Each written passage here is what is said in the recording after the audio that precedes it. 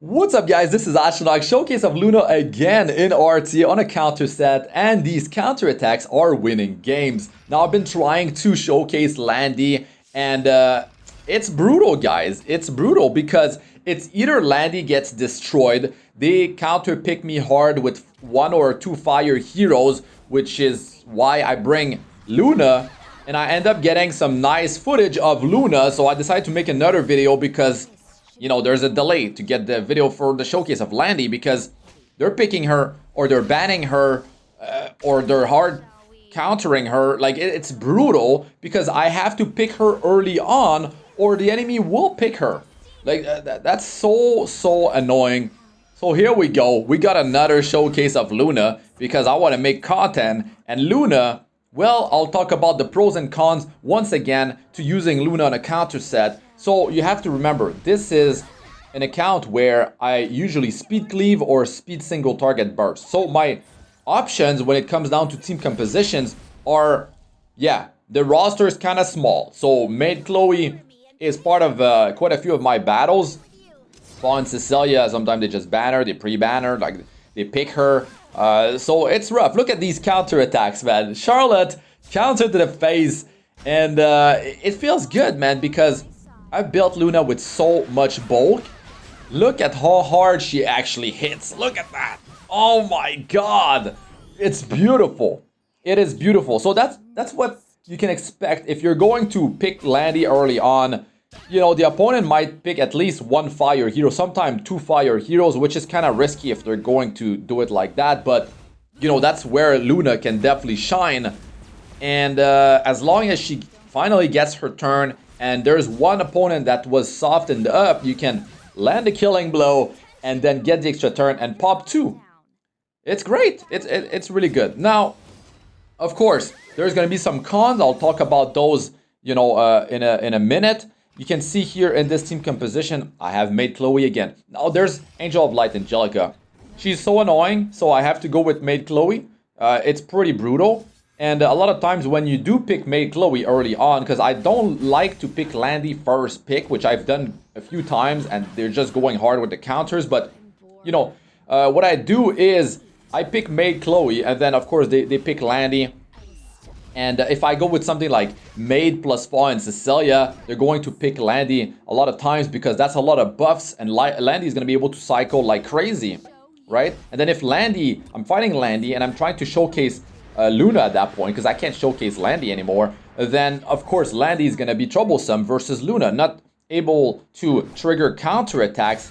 You know, oh my god, it's brutal. So that was the minimum hits, I think, of Luna with her skill 1, and you can see that the Sigurd side definitely helps her a lot. Now you can notice that my team compositions, and I can tell you guys, the teams that I've been running don't really have sustain much at all. My sustain comes from Maid Chloe, from like a Sigurd side, right? It's coming from Barrier from Fawn and Cecilia. It's coming from maybe a Desergil Bazaar sustain. Like, it's not big sustain. Like, I don't have a Ruel of Light. I don't have Emilia build. I'm working on it. I need skill ups for her. Emilia is amazing. A lot of players are picking her for a good reason. Look at those counters, man. That might have been a... yeah, it's between like 3 and 5 hits, I think. I think that might have been a 4 hit. So Spectre Tenebra is definitely a problem when you're using, you know, Luna, and you're like relying on counter attacks to trigger. If no counter attack triggers when you use Luna, that's definitely an issue, right? But if the rest of your team can soften up someone and Luna gets to go and she didn't get, you know, crippled, maybe she gets stunned, maybe she get attacked down debuff, like there might be some problems.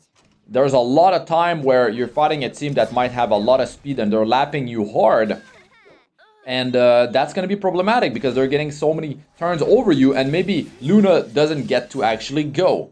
So yeah, it's definitely rough, you know. Also Ram is quite problematic. Ram, I mean, like, I've been banning Violet. That's the thing. I pre-ban Violet because if I'm trying to end up doing a showcase of Luna, then Violet will murder her. So there is that to worry about. You know, you want to potentially pre-ban Violet. Maybe you have Violet, maybe you can first pick him, but then maybe the enemy will pick Landy and then mess your stuff up, right? So right here you can see that in my team my sustain comes from Maid Chloe passive, Desergio Bazaar passive, and the passive of Fallen Cecilia, and of course the Secret Sight on Luna. So this is a slower battle right here, and it's rough, guys. They're running double soul weavers, and they picked Landy, but I banned Landy because my plan at that point, of course, was to do a showcase. If I can get a showcase out of Luna out of it, so be it. So I decided to go with that. So you can see that they have major sustain, they have defense buff, they can cycle super fast and keep on pushing top model Luluka with Emilia. And they can trigger dual attack with Adventure Ras, potentially defense break from him, saving souls for soul burning Adventure Ras. It is brutal what like the amount of burst damage they can do. And then another issue is that top model Luluka is going to be stealthed in a lot of times, right? Because of her skill number 3. And then another issue is the extinction that she brings, right? Like if she's able to land a killing blow because of her extinction with skill 3, then I can't bring that hero back with Maid Chloe. So of course, you know, Desergio Bazaar is definitely in trouble here. Look at how much health he has, you know, percentage-wise. And it will come down to this right here. My God, I've built bulk on my DJ Bazaar, and he was able to survive this. So the sustain from him is nice.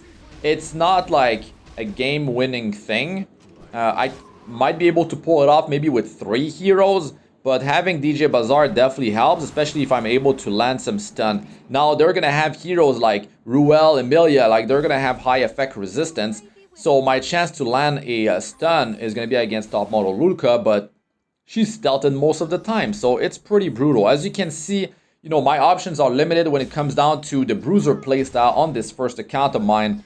And the only like counter attack set that I have is on Luna. And thankfully it rolled nice, so there is that. Now, Luna's issues is that, well, Ice is good. You can use her against an enemy team that likes to go high, like pretty hard on the fire heroes. But you have to remember, even if you're fighting a hero like Carrot, she's fire, but if she's lucky with landing her stupid burns, she can mess you up good. Now, that's where you want to have a Luna that has a lot of health, a lot of bulk on her. You know, burn penetrates, look at that. Nice, nice, nice. Penetrates 70% of the target's defense, and it's brutal, so you may be building more health than defense would be better. Okay, you can see here I was able to soften her up because of the counter attack, and that opened a window for me to actually do my skill 3 to pop her. And look at how much damage I was able to do versus Ruel. Frenzy 3 right now in RTA. So a lot of times players kind of like just ignore Luna. If I end up having like Landy in the battle with Luna, Luna is just left near the end. They're just going hard on Landy because if they have a lot of buffs, she's just gonna keep on using her skill 3, and that could be quite devastating. And since I don't have the artifact to keep her in stealth, so she's definitely, there's a massive target on Landy's head when I do bring her along. So now, you know, the revive I think is on cooldown of Ruel, and I can start working on this top model Luluka. But you know, like Luna is so slow. Luna doesn't have any speed. She actually has 0 speed. My stats and gear will be at the end of the video, actually after this battle, and the stats of my other heroes as well.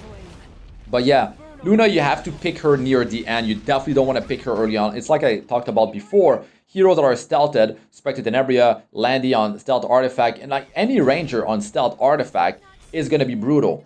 Now, her impact will not be high enough. So if there's a cleave team coming against you, then there's just going to be too much damage coming your way, and you know, it might be a detriment to actually have Luna. Even if you have her like on a super tanky build, she might never actually get her turn, and they can keep her for last. Maybe like the counter attacks they need to trigger.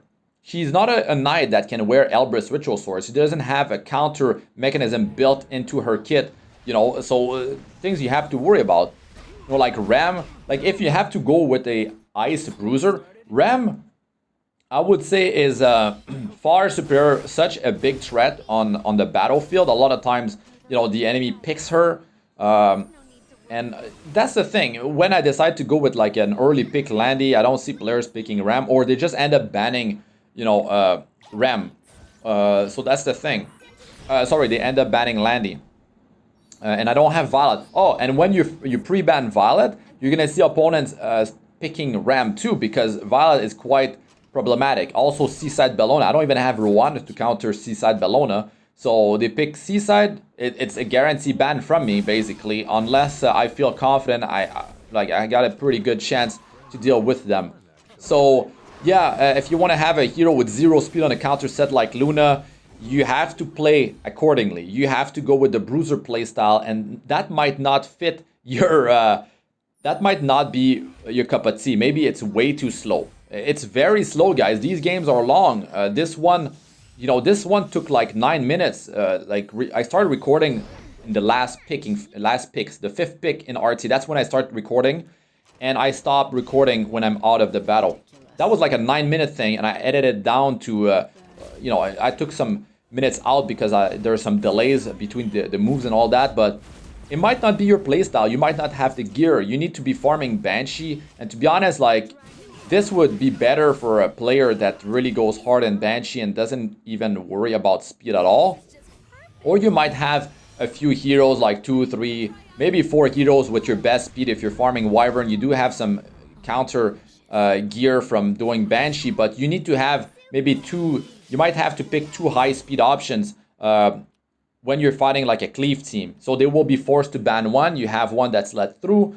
Sometimes I use like Pavo and Assassin Sid. That means like if one's let through, I'm able to pop like one of their big threat. It could be like a Fairy Tale Tenebria. It could be like a Combationist booster or something like that. So it's brutal. This comes with, there's problems to that too, because maybe like that one hero that's let through is not gonna be able to pull it off. They have too much speed across the whole team, and then like you can't pull it off with just one high speed hero, and then the rest of your team is super slow, and then you don't have as much bulk because you couldn't like double up on Aureas. You're not gonna have defense buff, adamant shield, stuff like that. So you kind of have to commit to the playstyle, and it's quite slow. It's very different than like high speed cleave, speed single target burst. So yeah. Anyways, that's gonna be it for this one. I'm Astranox. Good luck with all you do. Peace out for now.